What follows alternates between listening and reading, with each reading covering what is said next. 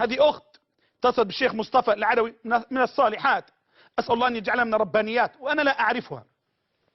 وقابلني الشيخ عند قناة الخليجية وقال: يا شيخ محمد، امرأة صالحة اتصلت علي وأقسمت بالله على أن أخبرك. ثم بعد ذلك حفظها الله أرسلت إلينا أنها رأت النبي صلى الله عليه وسلم في المنام، يعني رأته بخلقته وخلقه، ثم قال لها: أوصيكم بالزغبي خيرا وأقرئوه مني السلام.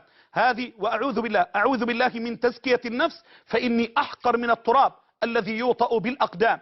والأخ الذي أقسم علي من الكويت، أسأل الله أن يبارك في عمره وهو من الصالحين وأعلمه وأثق في دينه، كنت قد فعلت أمرا بإذن الله جل وعلا في الأيام الخوالي لا يعلمه إلا الله، ما علمته زوجتي ولا علمه أولادي ولا علمه أقرب الناس، بل جعلته بيني وبين الله جل وعلا أتقرب به لمغفرة الذنوب الكثيرة.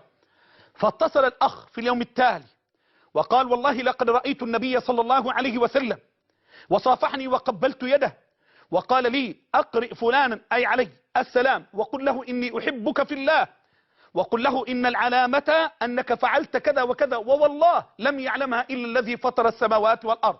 والأخ السوري الذي أقسم بالله أنه دخل المسجد فدل على غرفة فدخل فرأى النبي صلى الله عليه وسلم ورأى العبد البسيط وهو يجلس بجواره فقال له: إني أحبك يا رسول الله، وقال: إني أحب هذا. أسأل الله العفو والعافية، فوالله إن جسدي ممتلئ بالذنوب من شعري إلى أخمص قدمي، وأنا أعتبر نفسي من أدنى وأحقر خلق الله جل وعلا، وأسأله أن يتوب علي. المهم هذه انتهيت منها بإذن الله جل وعلا.